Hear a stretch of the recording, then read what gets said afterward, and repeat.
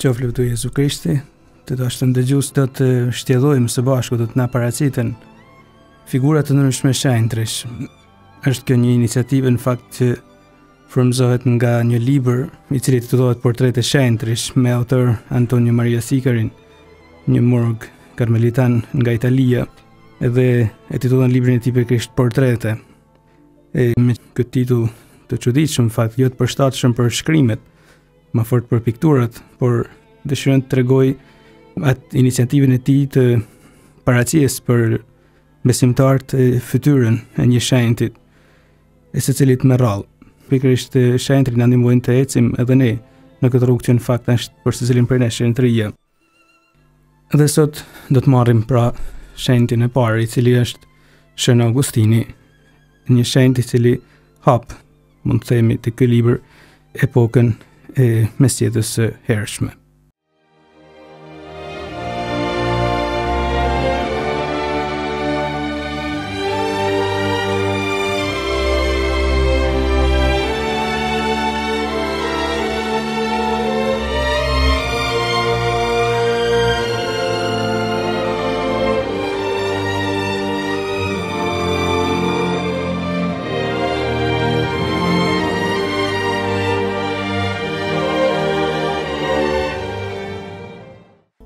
Shën Augustini lind në vitin 354 dhe vdes në vitin 430.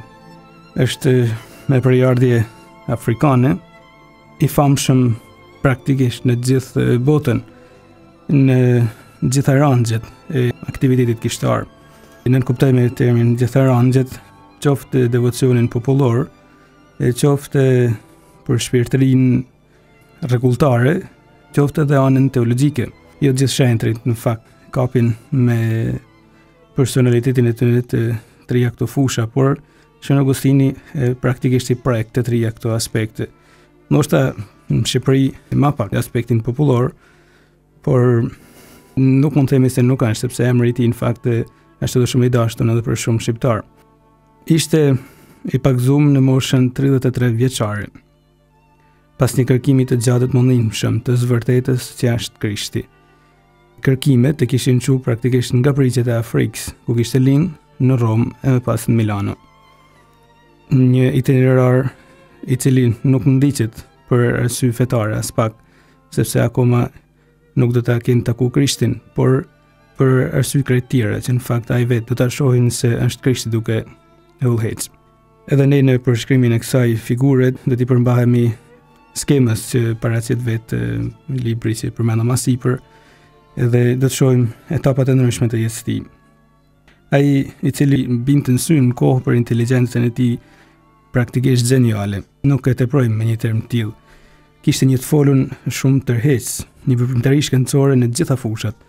Në atë kohë kur pagzohet, kishte në dorë duke shkruar një enciklopediet me gjitha artet liberale të kohës, me gramatikën, dialektikën, retorikën, muzikën, aritmetikën, gjeometrinë, filozofinë.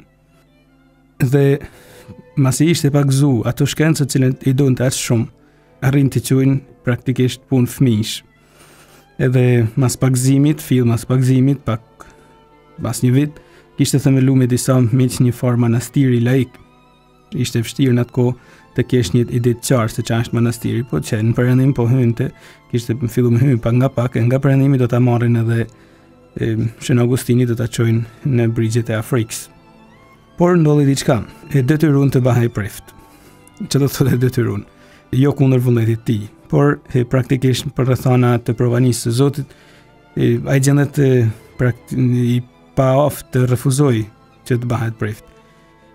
Në vitin 391, një peshqvi i moshuar tashmë i Pons, qytet bregdetari në midis të lashtë, po shpjegon të besimtarëve se sa nevojë kishte për meshtar. Ishte shumë i vjetër tashmë dhe shumë i brisht përballë agresivitetit të shumë heretikëve që ishin duke cënuar bashkimin kishtar. Edhe kjo gjë preku shumë besimtarët në turm, rastësisht ishte i pranishëm dhe Shën Augustini, i cili tashmë në moshën 37 vjeçare, thirret prej disave në popull aty që dalin të bahet meshtar.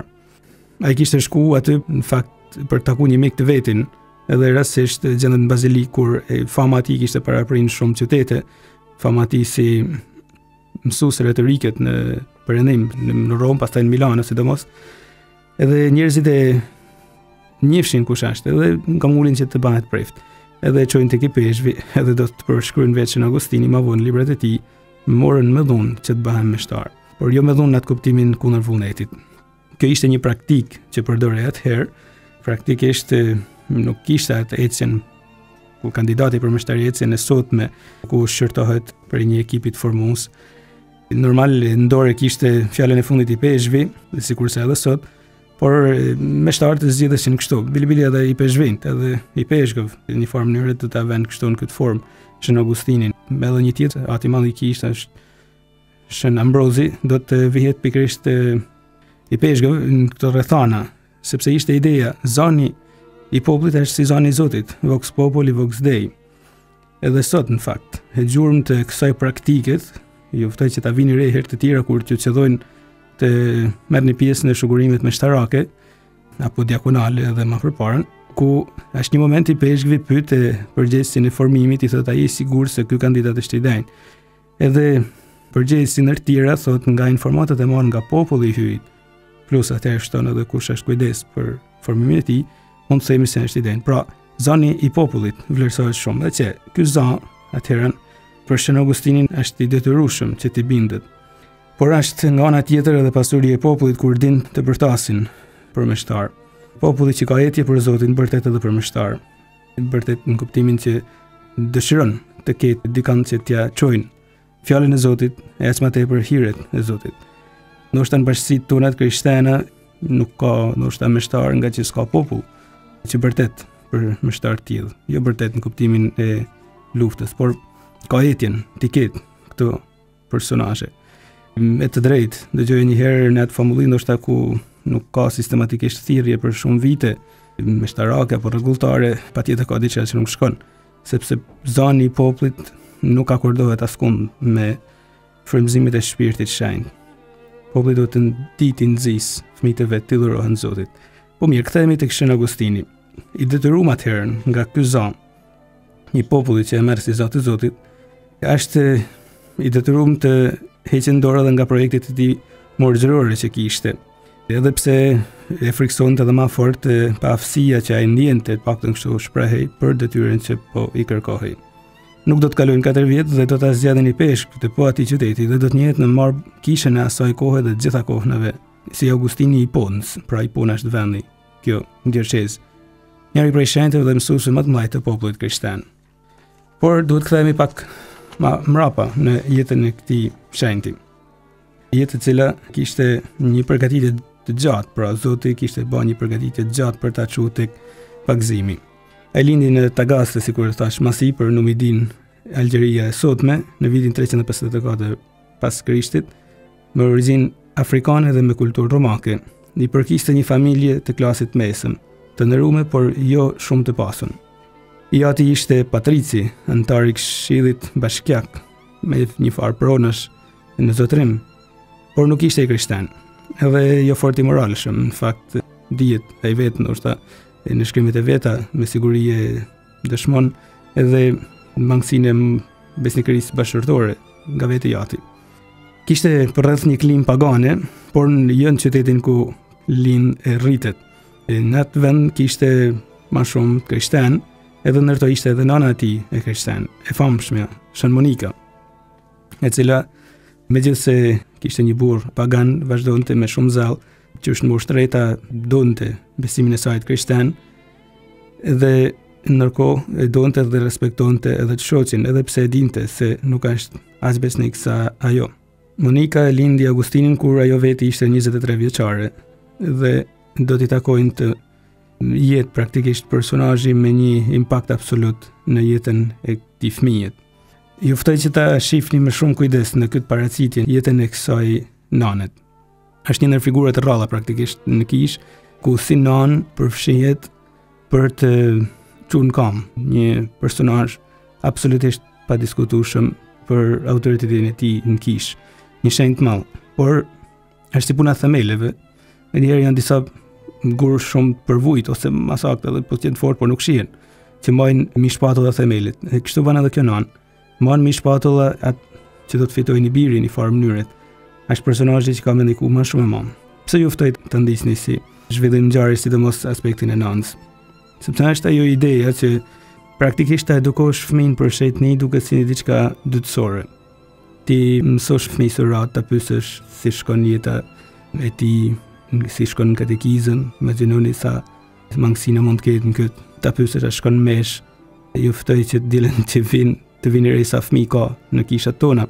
Problemi nuk është shumë të fëmija, por sa merak kanë prind, ti marrin me vete kur shkojnë në kish. Sa janë mirë me sakramentet, a rfehen, a nuk rfehen, a lexojnë fjalën e Zotit, a luten, kur shkojnë jashtë shtetit, a shkojnë kisha.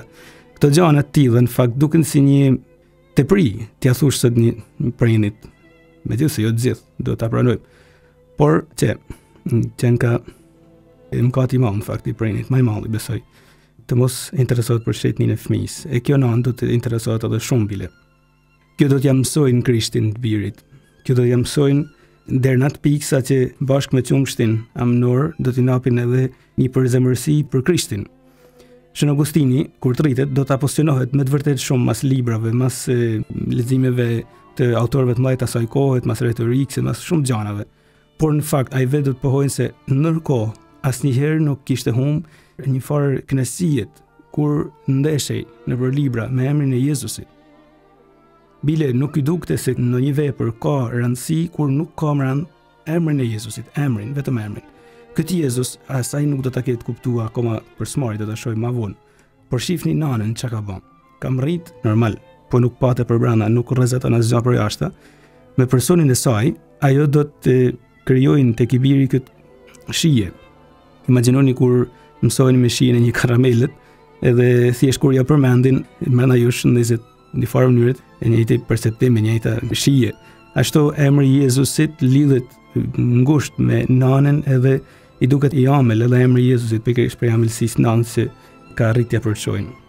Por ban një gabim në fakt kjo nanë në atë kohë. Mund ta kuptojmë pak për rrethanat, por një gabim e ban. Dëshirën të mos e pakzojnë të birin sa është i vogël. Ma vonë i biri me butësi do ta qortojë nanën e vet për këtë gabim, por ajo thot ma mirë të mos e pakzoj se kështu është ma pak i detyruar ndaj kërkesave që ka pakëzimi, edhe zgjidh që ma mirë ta lanë të mendojnë vetë kur të rritet.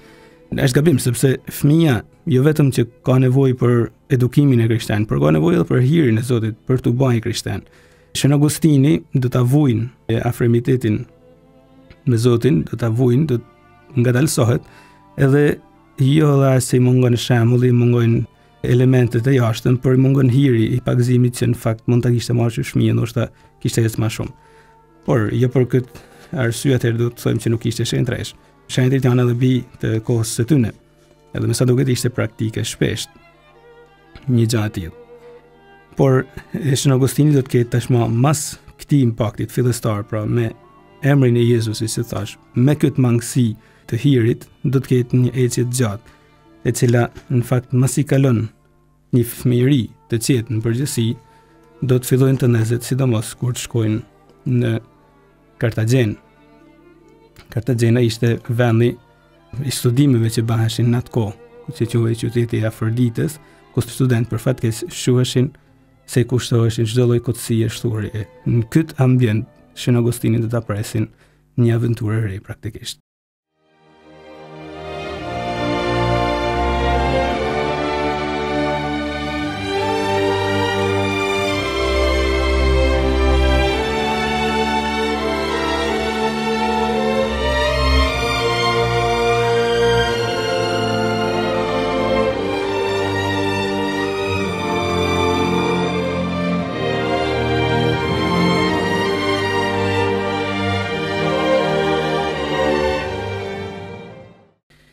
Aventura që do ta presin Shën Augustinin praktikisht është që të jetë i zhytur në një klim shturjet. Jo 100% normal, nuk do ta teprojmë asnjëherë kur përshkruajmë jetët e shenjtërve.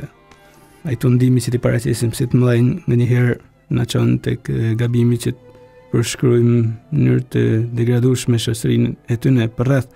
Por shoqëria ku nuk është Krishti në përgjithësi është e shturën.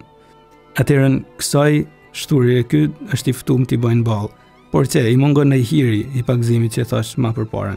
Megjithatë, me edukimi i nënës kishte bë të vetën. Kishte bë të vetën duke i lënë mbrenda në zemrën e tij një farë distancimit me të keqen. Do të ndjenjë skuqje praktikisht kur flitet për ato dashuriçkat e tepruara që në fakt ishin propagandë në shfaqjet teatrale të dashurive të famshme për atë kohë. Edhe ky ka një ranë ninte këtë turp, por thash, duke qenë se i mungonte hiri, edhe ndihej i përfshirë. Edhe në fakt nuk do të arrinte të shkutet totalisht. Megjithatë, deri dikon u tregu i dëgjueshëm ndaj këshillave të nënës. Përgjithsisht u sill në mënyrë të rregullt. Dikush është i të ndonë që Shën Agustinin si të ri ta përshkruajnë si shumë të shturën. Në bën shumë gabim. Në fakt Shën Agustini vetë përshkruan veten si një njeri tepër të shturur. Në rrëfimet janë vepra e tij me të vërtetë famshme për fat mirë për këtyre edhe në shqip, ku ai përshkruan veten me këto fjalë: për paroja kryekput drejt humnerës, zhytasha në vese, zhgrujesha në dhom. Por vetë në rrëfime do ta paraqesin veten aq të keq, jo se ishte i keq, por përballë mirësisë pamarume që është Zoti. Atëherë përballë pastërtisë absolute që është Zoti, bile edhe një episod ku vjell disa dardha vetëm për i dëshirës për të bërë keq e jo se i duheshin, do t'i duket absolutisht i ulët si gjest. Por të akuzosh dikën që vjell dardha për shturje, nuk besoj se është gjë e pjekun. Ky e qun veten kaq keq përballë mirësisë atëherë kur do të jenë totalisht i kthym. Por në këtë periudhë nuk ishte krejt i shturur. Lidhet me një vajzë, edhe pse në fakt ky ishte shumë i ri, martesa nuk do të mund bëhet ligjërisht, por këtë praktikisht do të jetojnë së bashkut me të. E pse nuk bëhet martesa, se ajo ishte një sferë më atul shoqërore. Kush e di, rregullat e asaj kohe nuk e lejoshin. E me këtë vajzë pati edhe një djalë, edhe i qëndroi absolutisht besnik kësaj gruaje. Por do të ndodhin që gruaja do ta lanë, do të ikë Augustinit, edhe do t'i lanë djalin. Ai do ta vujnë shumë ikjen e shoqës. Ajo nuk ik në fakt për të jetuar një jetë tjetër me dikant tjetër, sepse duke i lanë shkruar se nuk do të kërkoj asnjë burr tjetër. Ty të kam pas, të vetmin, por me sa duket nuk arrin ti përshtatet asaj etjes së që ky kishte për letrat, për kërkimet, edhe me sa duket ana shkalon pak edhe familjen. Por do ta vujnë shumë, thot kur mu largu gruaja, më duk se mu shkul zemra. Më duk sikur kjo zemra u qa thellë e derdhi gjak për një kohë gjatë. Edhe ik ajo për në Afrikë. Pastaj si djalosh i ri do të vazhdojnë të jetë mësues retorike, por nuk do të jetë aq i pashpirë se ishin kjo kategori njerëzish. Retorikë që do të thotë, të flasësh mirë. S'ka problem, të flasësh edhe për të keqin, flasësh mirë.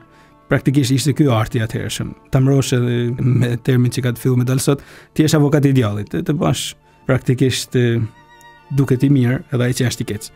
Megjithatë Shën Agustin nuk është kaq i pashpirt. Ai do të mësojnë nxënësve vetë se gabim, por për të theksuar se nuk ishte i pashpirt, do të mësojnë se duhet të mbrojnë atë që është fajtor, edhe nëse duhet të mashtrojnë, por jo të marrin qafë personat. Gabim edhe kjo, por jo krejt atë që ult. Në zemrën e Shën Agustinit do të përzihet e mira, mund të themi kështu, me të keqen, ku e mira mizotron. Të birin ai e kishte quajtur Adeudat, që do thotë urata hyjt, pra nuk e kishte harruar Zotin, edhe pse akoma nuk ishte i krishterë, thash. Ajo shija e nënës akoma vazhdonte të honte brenda tij. Edhe kur do të pagzohet, ai do të pagzohet së bashku me të birin të njëjtën ditë, i cili do të vdesin 2 vjet më vonë. Djali do të vdesin mas 2 vjeç që pagzohet. Megjithatë, përpara se të arrijë burimi pagëzimor, Shën Agustini ka ende rrugë për të bërë.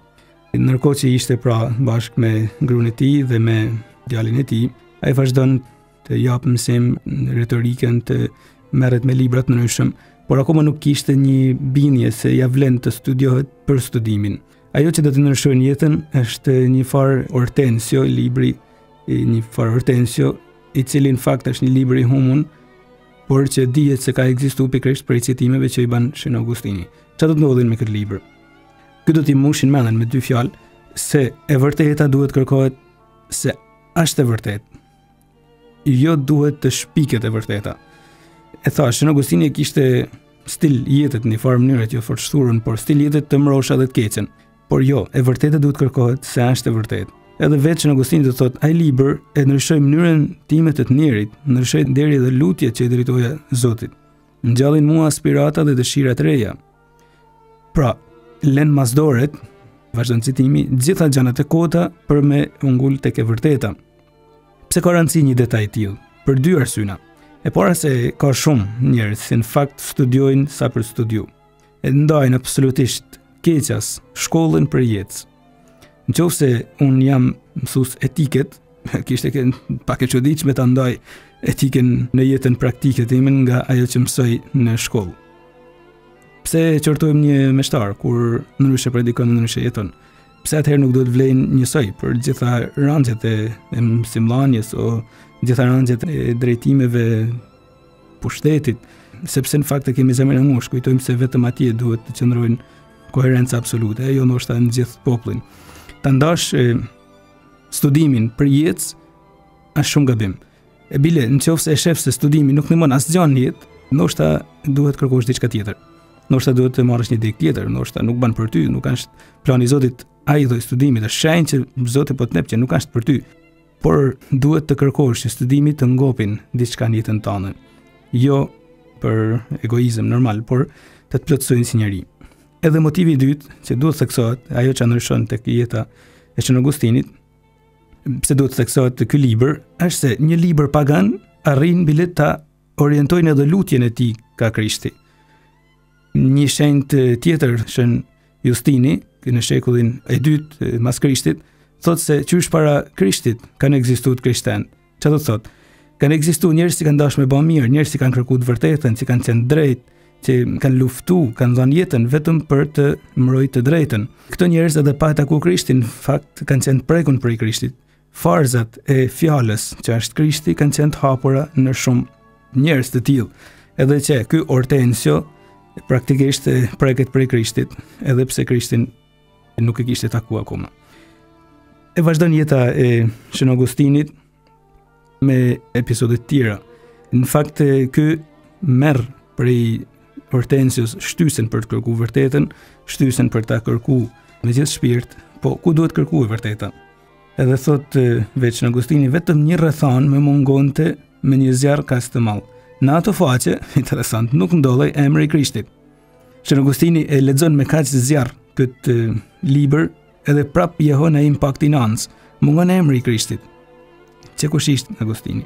Ishte ky pagan deri ato momente që nga ana tjetër kur nuk arrinte ta pozicionojë kristësisht ndaj asgjëje, sepse kur nuk e gjente atë emrin e Jezusit, nuk kënaqej tek asgjë. E këtë dëshirë kishte thjesht bashkut me qumshin emnor, sigurisht se tha më sipër. I kishte me të bante edhe diçka tjetër. Fillonte me lexuar shkrimin e shenjtë. Ja nisi, por ndjeu neveri.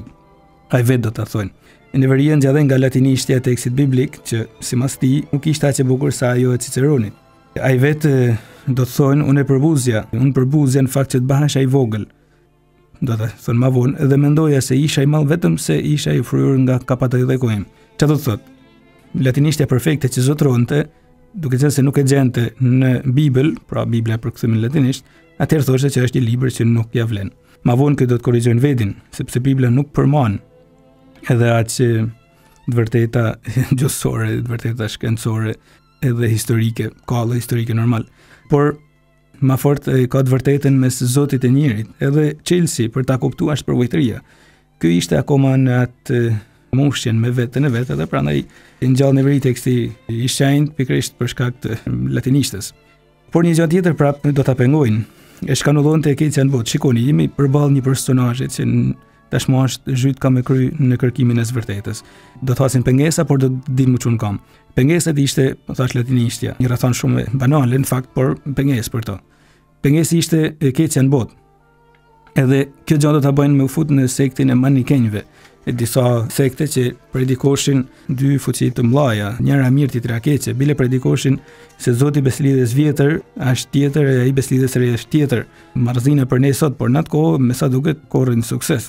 Unë të hapim një klaf këtu. E disa sekte të sotme, prandaj bëjnë pak edhe sukses sot sepse dinë të përshtaten me kërkesat e njerëzve të sotëm. Por mas dashekush rezultojnë marrëzina. Edhe këto thoshin që duhet hell tutje beslidhja vjetër. Por kështu ky gjen një mirë te këto. Në fakt ky kërkonte si ka mundësi që beslidhja vjetër ka kaq shumë llumë mran. Edhe atëherë ky sekt thoshte që duhet hell tutje beslidhja vjetër. Edhe i duket tamam e përshtatshme për atë. Mbi ledhë Zotin, Zoti është i mirë, absolutisht shpirtëror, s'ka punë me botën. Edhe ideja e Zotit absolutisht pastër. Materia bile është e keqe, s'duhet shiku. Edhe kjo e josh edhe afrohet.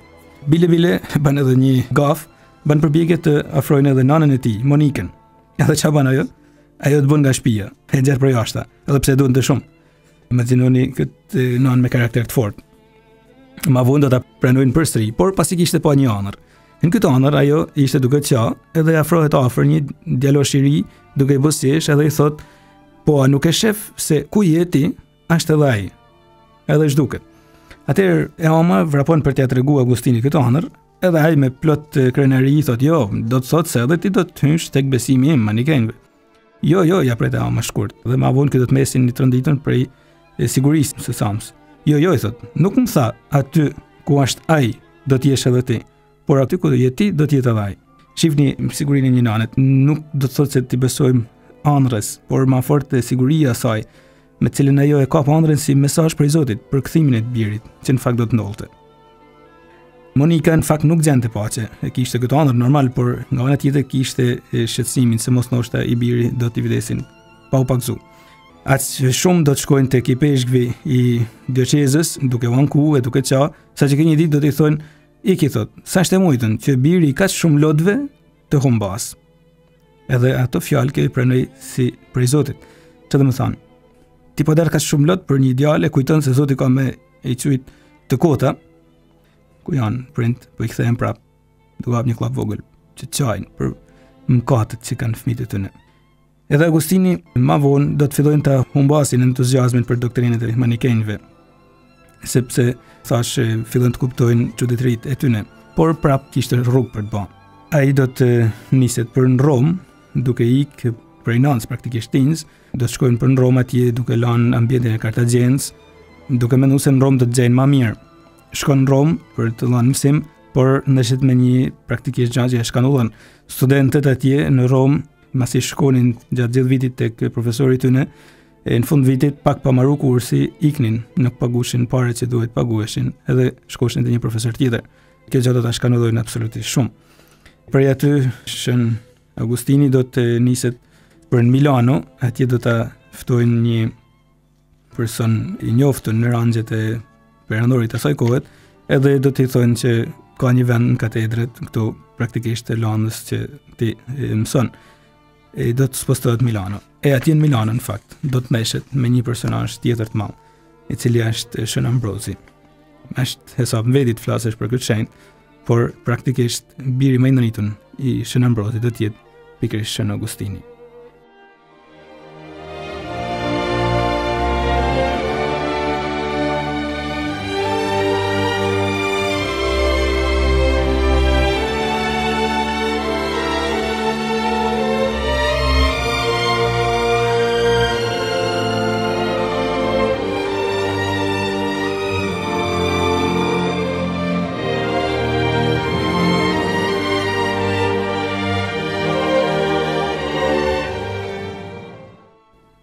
Shën Ambrozi do ta mahnisin praktikisht, do ta joshin Shën Augustinin. Sa bukur është hasësh personazhet që të njoshin. Besoj shumë kush për jush ka një jetë njerëz që e joshin. E kanë josh me autoritet, jo autoritetin e vrasht, por me atë karakterin e tyre, me gjithçka që ato kishin. Kështu ndollën jetën e Shën Augustinit.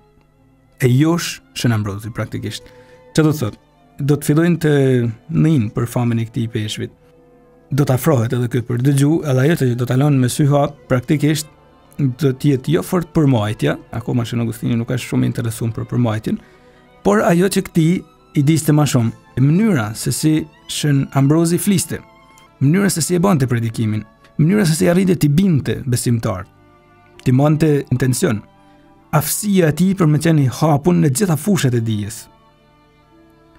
Praktikisht ato fushë që ky kishte filluar që atëherë, por do të bëhet ekspert, si thash filozofisë, aritmetikës, e gjëra të tjera të ndryshme, sidomos filozofisë, Shën Augustini do të shohin se Ambrozi din gjitha këto. paktën është shumë informuar. Bile do të mesin e mahnitur nga letërsia greke dhe latine, e drejta, ana juridike, etrit lindor që njifte mirë, shkrimin shajt, se si e njef, sa mirë, çfarë dihet. Edhe kjo inteligencë e Shën Ambrozit nuk e teprojmë, themi se Shën Ambrozi ishte i madh. Impostimi që ai do t'i bëjnë Milanos për aspekti liturgjik akoma sot është i freskët. Në mënyrë se si pra ky zotëron të gjitha këto dije, këtë djalosh të ri afrikan do ta mahnisin. Por në mënyrë të habishme, vetë Shën Augustini do të thonë, unë isha i mahnitur për formën, për skemën praktikisht, jo për përmbajtjen. Por ndërkohë që unë shijoja skemën, përmbajtja pa nga pak do të hynë brenda. Edhe fije nga fije do ta ndryshojnë jetën e tij. Ajo që mas shumtit do ta mahnisin, do t'i bëjnë me ndryshu pod kuptimin e beslidhjes vjetër edhe idenë e Zotit, është se Shën Ambrozi beslidhjen e vjetër e drejton ka Krishti.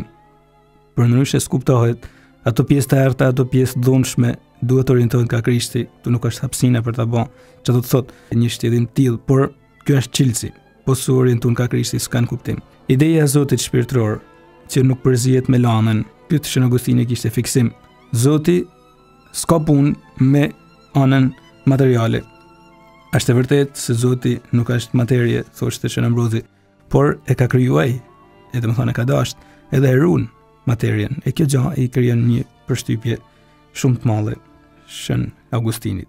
Duke dëgjuar thotë Shën Augustini shkuqesha, por jo pa gëzim, prej mendimit se kisha lehur për shumë vite jo kundër fesë katolike, por kundër fantazmave që unë veti kisha kriju.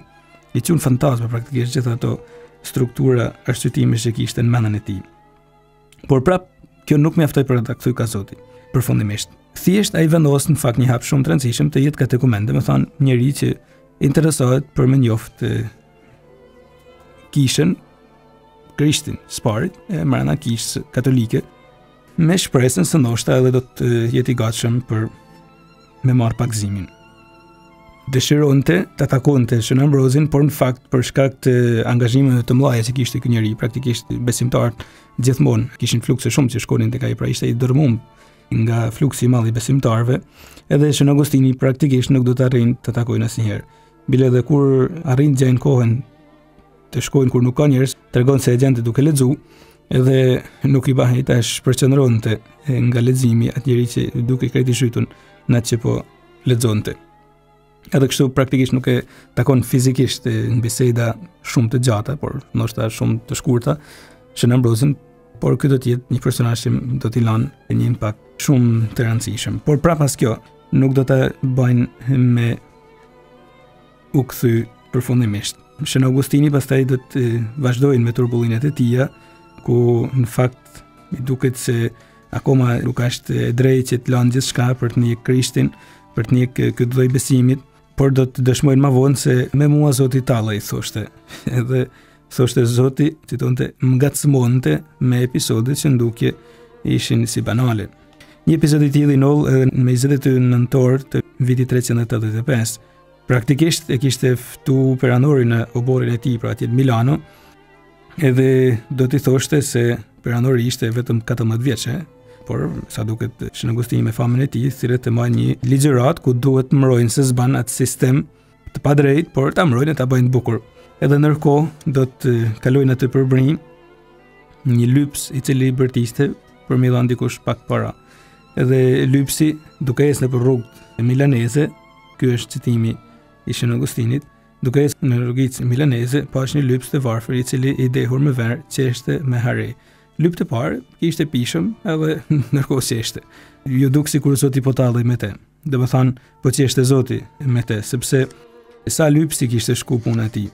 Domethënë ky po fliste me shumë zjarr për pak parë. Lypsi po lypte me haren e tij kështu për vetëm pak parë. Pra sa një lyps ka shku gjithajmon ajo retorik që ky e zotronte. Edhe kjo do t'i duket praktikisht si një shenjë prej Zotit. Ma vonë do të fillojnë të kuptojnë se duhet të lanë famën e kot, duhet të lanë paret, duhet të lanë pushtetin. Por një gjë nuk e kuptonte, të hiqë dorë nga martesa. Si ka mundësi që të hiqë dorë nga një fenomen i tillë natyror? Edhe në jetën e Ambrozit, pra i peshqit madh që citova, vetëm këtë nuk kuptonte. Si ka mundësi që duhet të kushtohesh Zotit edhe fizikisht? I dukej të në fjalë të Shën Augustin një kotësi dhe lodhja mundimesh me një gjë të tillë. Plus kësaj do ta mundojnë edhe ideja e mishërimit. Si ka mundësi që Zoti bëhet njeri. Thash më sipër, nëse kujtoni, Krishtin e njefte prej dashurisë që kishte për cjell nana, por jo krejt Krishtin e vërtet. Dhe më thonë, ideja e Krishtit për ta ishte se Krishti është një njeri i mirë, por jo Zot. Edhe shumë e rëndësishme ta kuptojmë këtë gjë. Ideja e Shën Augustinit ishte se Krishti është i jashtëzakonshëm. Për mua Krishti thotë, nuk ishte vetëm një njeri i jashtëzakonshëm, i ditun dhe i pakërhasueshëm, sidomos për faktin se kishte lind në mënyrë të mrekullueshme nga Vjergja Mari. Çfarë do të thonë? Mund të kenë lind në mënyrë të mrekullueshme, por nuk është Zot, thoshte. S'ka mundësi që hyj të përzihet me materien. Ajo fjala u bë mish, kjo shprehje e famshme, nuk e ka përdin të kollaj. Por i mungon edhe këtu një diçka shumë e rëndësishme, që në fakt e përjetojmë shumë edhe në botën e sotme. Çfarë do të thotë? E kemi të kotë të rragatemi me idenë se nuk është e mundur që materia të ngjitet deri tek Zoti. Këto janë marrëdhëna. Nuk është materia që ngjitet tek Zoti, është Zoti që zbret tek materia. Duhet marrim rrugën e kundërt. Ideja se Zoti nuk mund bëhet njeri, që shumë e predikojnë, nuk niset se prej ide se njeriu është i den, ka arritur që den të bëhet banesa Zotit, të joshin Zotin. Kush predikon se sa është e mundur që Zoti të bëhet njeri, praktikisht niset prej kësaj ideje që edhe Shën Augustini e mundonte. Sa është e mundur që materia të ngjitet tek Zoti. Po më fal, a është e mundur që Zoti të zbresin tek materia? Jo se materia është e den, por se Zoti është i përvujt, Zoti është i mirë. Ai për ulet, prandaj është i madh, sepse është i aftë për ulet. Edhe këtu shkupin poshtë gjitha ato rregatjet kundër mishërimit. Mishërimi nuk do të kapet nga logjika njerëzore, dhe me thonë duke u nisë prej nesh se nuk ka shte mujtun që Zotit bëhet si na, se mos jena denjë, por është e mujtun jo se ne jemi denjë, por se ai është i mirë. Edhe këtë Shën Augustini në për këtë rrugicë shumë të ngushtë duhet kalojnë. Edhe në për këtë rrugicë shumë ngushtë duhet kalojnë gjithë, kush nuk e pranon Krishtin mundësinë se Zoti mund bëhet njeri.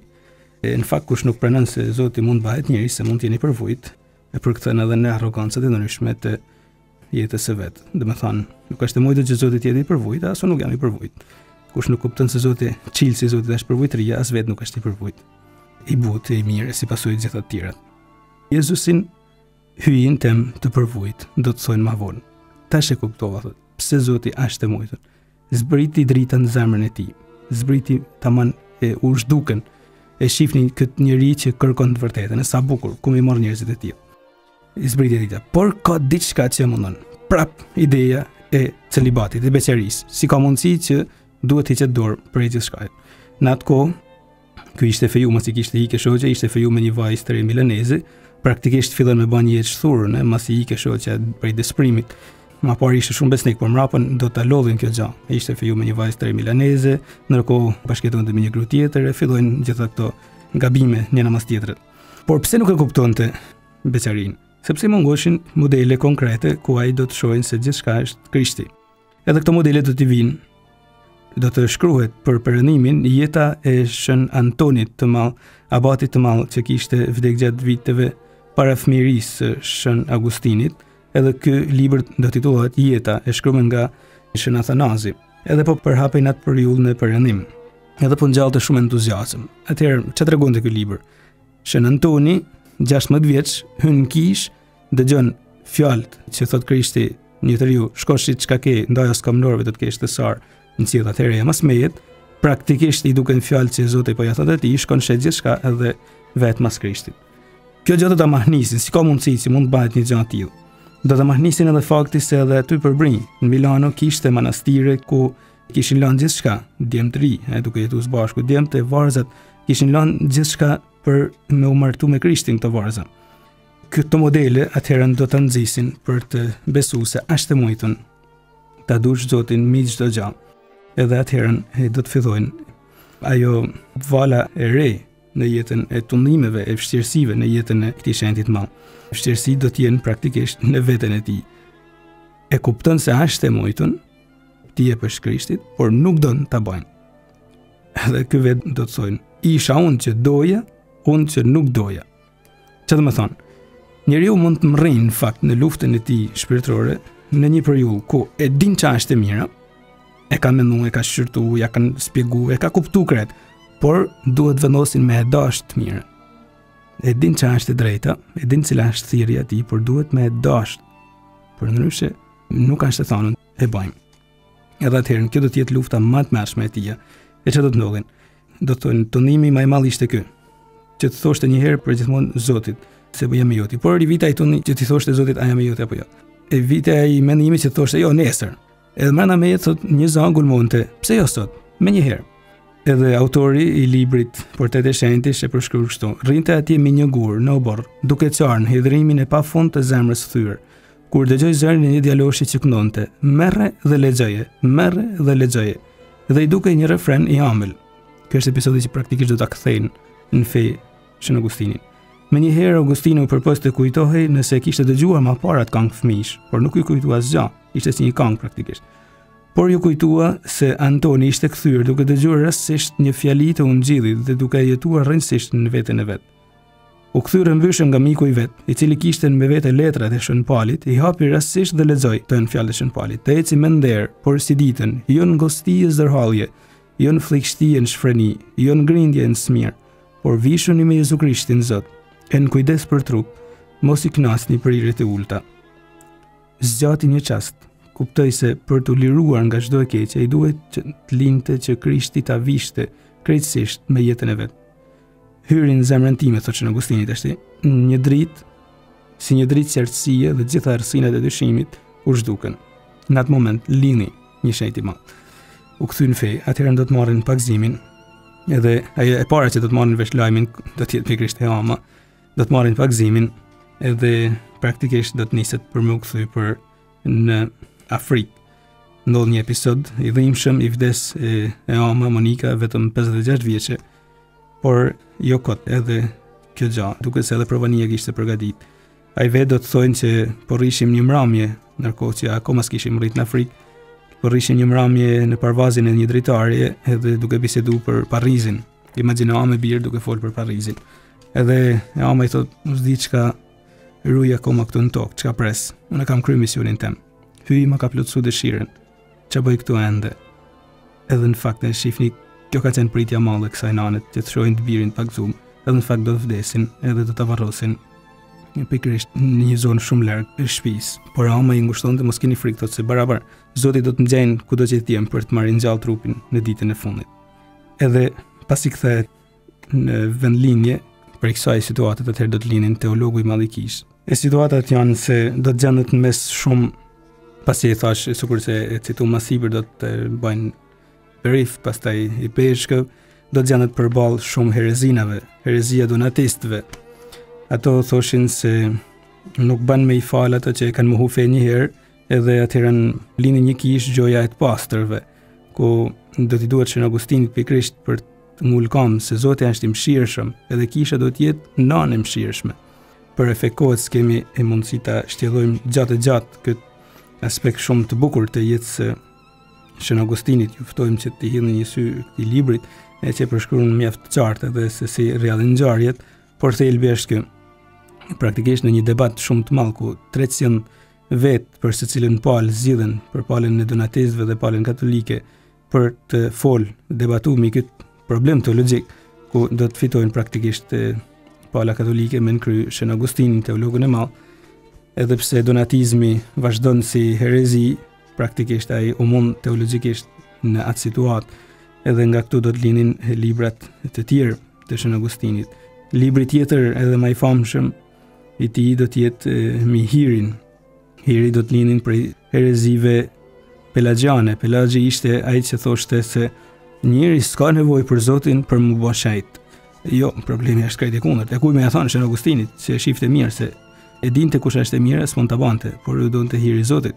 E ky do të shkruajnë praktikisht vepra shumë mëdha. Do të shkruajnë 22 vepra vetëm rreth hirit, rreth një çështje së hirit të Zotit. Edhe kjo do ta shpallin, do të jetë botërisht si doktori i hirit, mësuesi i hirit, që flet me hirin e Zotit. Në atë kohë Roma bjen edhe dikush fillon të ja lan fajin krishterëve, pse ju ka të but, i musht mendën Romës që t'jene but, edhe humi faqet e saj të lavdishme. Shën Augustini atëherë do të shkruajnë një vepër për cilin do të bajnë 16 vite, jo 16 ditë, por 16 vite. Vepra titulohet Qyteti i Hyjit, një mori vëllimesh, Qyteti i Hyjit, e cilën ai thuhet se ishte si enciklopedi e shekullit 4. Ai thotë se krishtiani nuk mundohet të ndërtojë një qytet toksor, por një qellor ku mret në dashuria. E këto shkrime lindin pikërisht për rrethanave të ndryshme. Nuk është koha thash të hym detaje, por të shohim se si teolog linin pak nga pak se si lind historia. Mos kemi frikë për të ardhmen etapat e ndryshme të historisë, se Zoti ka më çu teolog të vet, sigurisht se ka bën përpara në këtë rast me Shën Augustinin për me dhënë kis orientimin e duhur. Ai do të vdesin Shën Augustinin në moshën 76 vjeçare, pasi kishte lënë praktikisht një pasuni të pafund. Manastiresh, sepse vetë kishte themelu manastiret, edhe shumë shekuj do të jenë shumë të famshëm, librat, por sidomos kishte dhuru kisht për surin e vet. Edhe na, nëse kish shoqërisë dëshirojmë t'i bëjmë nder, mos përpisna shumë në veprat e jashtme, por me veten tonë, sepse Zoti pikërisht dëshiron mas pari shenjtërinë të na adhurojnë ne për të mirën tonë, atëherë ndoshta edhe për kishën, por mas parit për ne. E kështu atëherë do të marrim pjesë në lavdinë e tij në Paris. E falenderojmë Zotin për figurën e Shën Augustinit dhe në takimin e radhës tjetër do të neshemi me një figurë tjetër po as të madhe, Shën Franceskun e Asizit. Deri atëherë ju përshëndes duke ju uru që shembuj të tillë të na ndihmojnë me hapa konkrete dhe ne drejt shenjtërisë. Qof lëvduar Jesu Krishti.